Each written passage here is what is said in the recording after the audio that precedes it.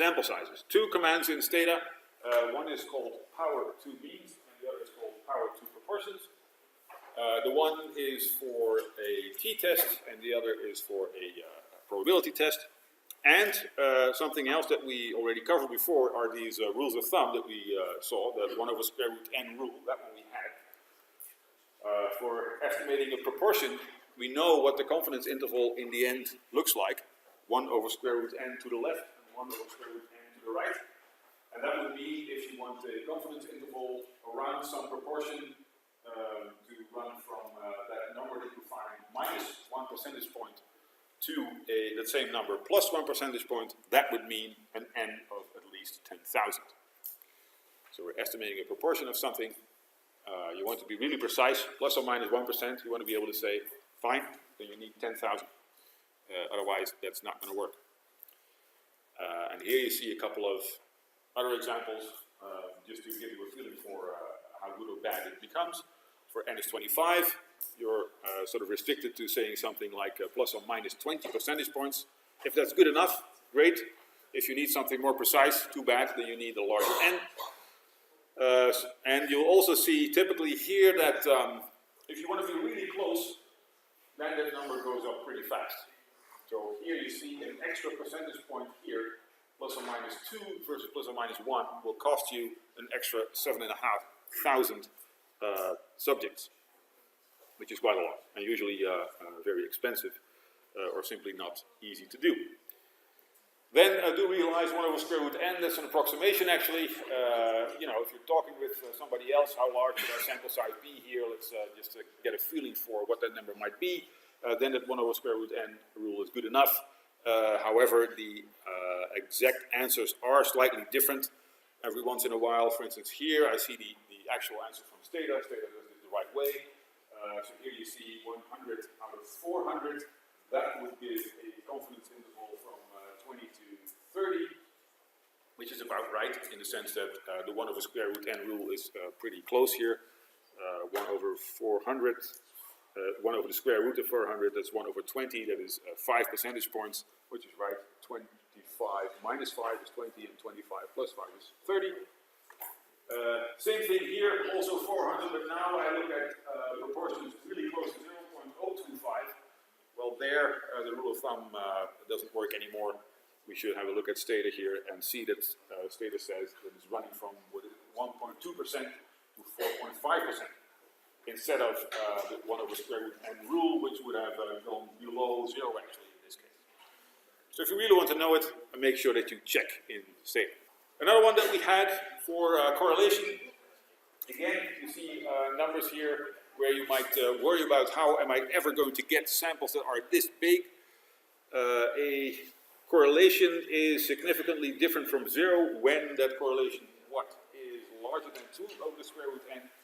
If you rearrange that, you get this, and you see that if you want a correlation of, let's say, 0.05 to be statistically significant, then you need already 1,600 people, which is quite a lot. For 0.3, then 45 would do. For 0.2, you need 100, so that gives you a feel of how many you need. And that will, for the really larger samples, you'll be able to get even these significant, but you could wonder about if you're interested in a correlation this small, because in all likelihood it won't predict very well anyhow. Okay, so let's see. Let's suppose we're trying to test this assertion. We have two groups, students from here, from TUE, and we have students from somewhere else. And what our guess is that the IQ, on average, of the TUE students is 120, and the group of the other students is 115, slightly lower, of course.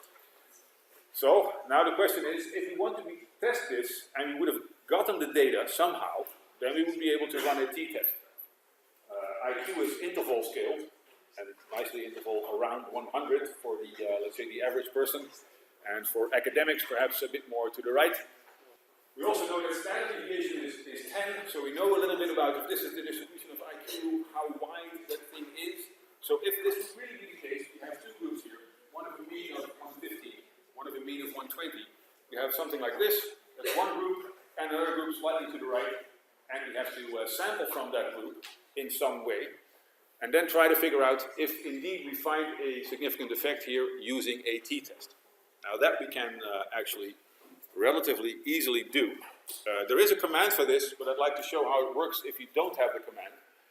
And the advantage of that is that that method always works. So let's see. What I'm trying to accomplish here is a general recipe of trying to find a decent sample size for any kind of analysis that you want to run. And the good thing about it is you do not need any statistics other than that you need to know what the command is that you want to use afterwards. And that we know, namely t-test. All these kinds of analyses are running in the same way. First, we're trying to create, let's say, the world as we think it is in Stata. Then we are going to sample from that world and then see how it goes. That's basically what I'm trying to accomplish here. That starts from this part over here. I clear everything. Set more off will ensure that Stata will keep on producing output. I create here a population with 10,000 cases. I could have used many more, but then the analysis will run for quite a long time. And I create another variable here. Okay, so at this point I have simply 10,000 cases in my data with nothing in there. Here I create two variables, one with IQ with a mean of 120 and a standard deviation of 10, and one with a mean of 115 and also a standard deviation of 10. So the first ones are supposed to represent the TOE students, and the second ones are supposed to represent the other students. So now I have two variables in my data. One is called IQ TOE, and one is called IQ others. And of each of them I have 10,000 cases. Now let's see what happens if I run this up to here, just to check if this is actually working. And indeed, well, first of all, it only stops there, which is nice. I have 10,000 observations here. This one has a mean of 119.9, and this one has a mean of 115. So that seems to work, and for both, the standard deviation is indeed about 10. Okay, so I've created the population here in such a way that this is actually what I think the world looks like. You have TOE students on the one hand, they score on average a 120. And you have other students on the other hand, and they score on average 115. Okay, next part. What I'll do here is, well, I basically give it a try. I have 10,000 in the population, and what I do is, in this example, I put my sample size at 50. So I'm sampling 50 TOE students and 50 other students, and I compare the two with a t-test, just to see if that works. The only issue here is, of course, if I do this only once, then my results are totally dependent on that single one draw that I tried here. So what I'm going to do is I will draw 50 students from TOE, 50 from the other ones, and compare, and keep track of whether or not I find a significant difference. If I find a significant difference, I add it to, yes, I found it. If I do not find a significant difference, I add it to, no, I didn't find it. And that process I repeat many times, and where many in this case is, just to make sure that we can conclude this in finite time, is 1,000. What I do is 50 students from the population from the one group, 50 from the other. I run a t-test, and that process I do 1,000 times, just to see how many times I will actually find a difference, given that it's there in my data. Well, you can have a look here at how I do it. You do not need to know this yourself, but somebody asked before if you have for loops and so on. So you have for loops here in Stata. It's called for values, and as soon as you see it, you can, I guess, see the logic of this. I'm keeping track of how often I find a significant difference and how often I do not find it. And then I give you a tab in the end. How often do I reject my H0? Now, what I want to find here is that I reject this quite often, because I have a population here where there is a real difference between the groups. So I want to be able to conclude that there is one. So let's see what happens if I go from 50. Let's see.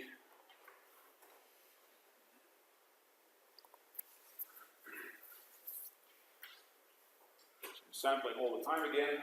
50 actually would mean that my true sample size would be 100. 50 from one group, 50 from the other.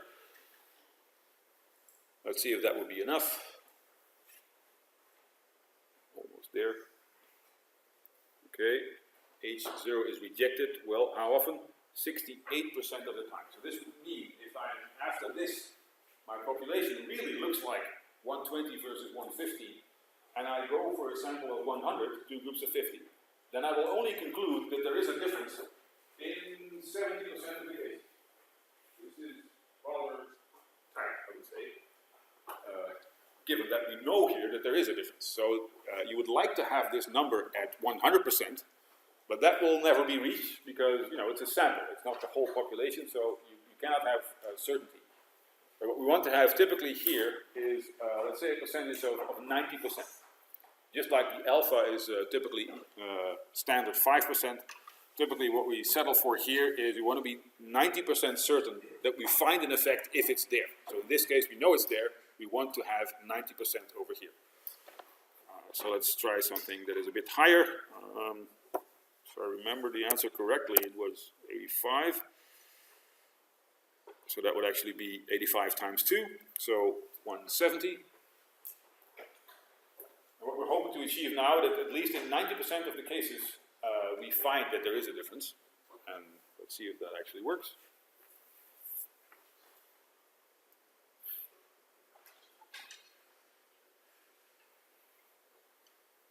Yeah, slightly more. In all likelihood, there is some noise in here. I could increase that 1,000 samples that I tried to something larger if I had time, or I could increase the population even more just to make sure that you do not resample the same cases every once in a while. So that would make it even better. But still, this is suggesting for 170, 85 from one group, 85 from the other. I'm sort of fine. Yes? Could you run it once more with 120 or something to see sure. if that would be even much better?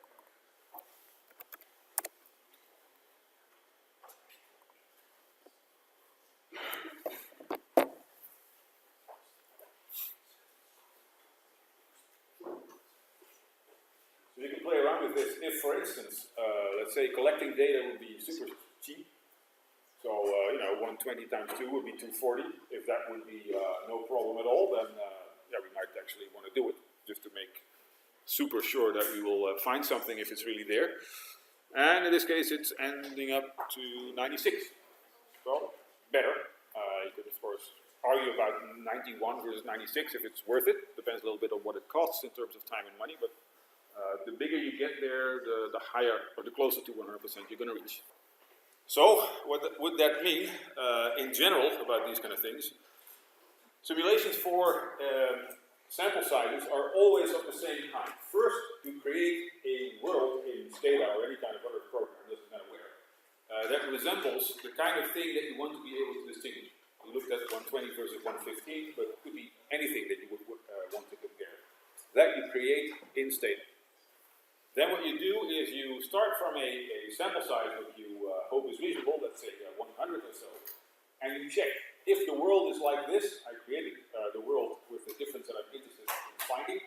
If I sample 100 from that world, would I then indeed conclude that there is a difference? I cannot do that once, I have to do that a lot. Here, I said 1,000 times or so, or you know, if you have time, take 10,000, will certainly be better. Then you want to conclude as often as possible, typically 90% of the cases, that indeed you find a difference in that world that you just created.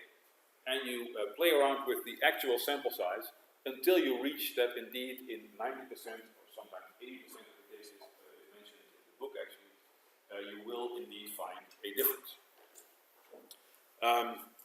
Depending on how complicated the thing that you are trying to test is, these simulations will become more and more complicated.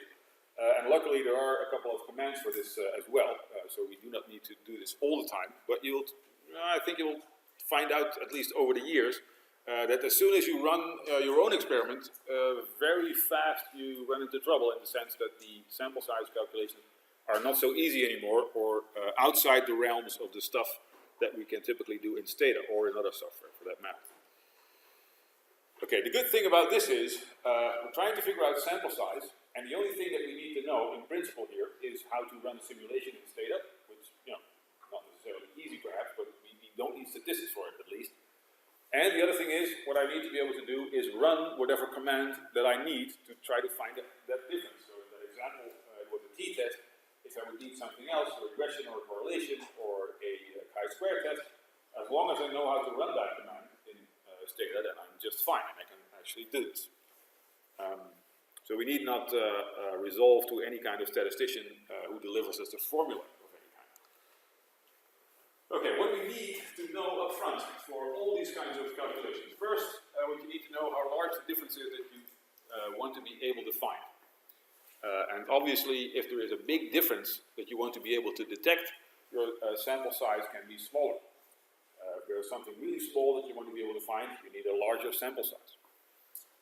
Then, typically, how large you allow the probability that you mistakenly reject the null hypothesis, that is our standard alpha, or 5% usually.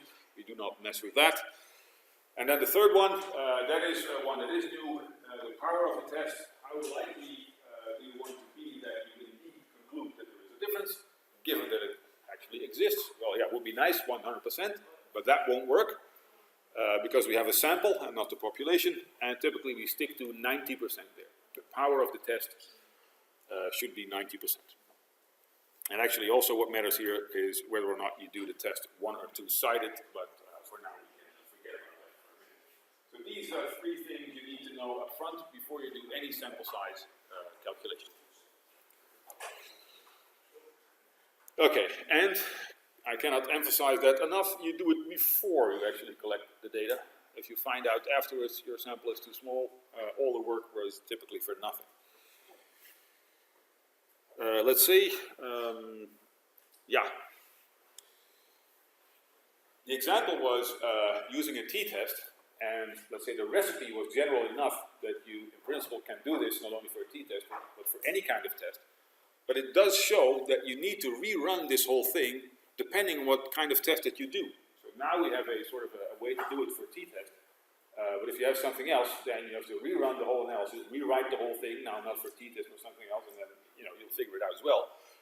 But for instance, if you're interested in the difference between two proportions, the difference between two means, the confidence interval for a score, the relation between x and y, the relation between several x's and one y, all these work in the same way, but all these require, let's say, a new do file with a new simulation run, trying to figure out what the actual sample size is.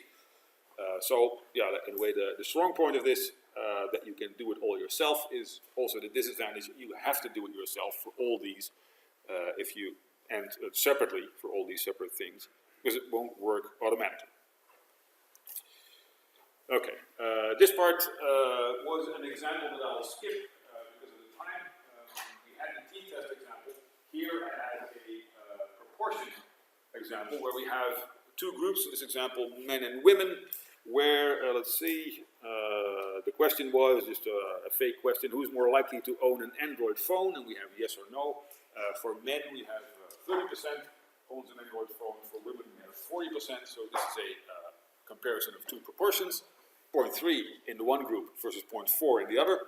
What is the typical sample size that I need? Well, I can show Stata here, but I won't give it the time.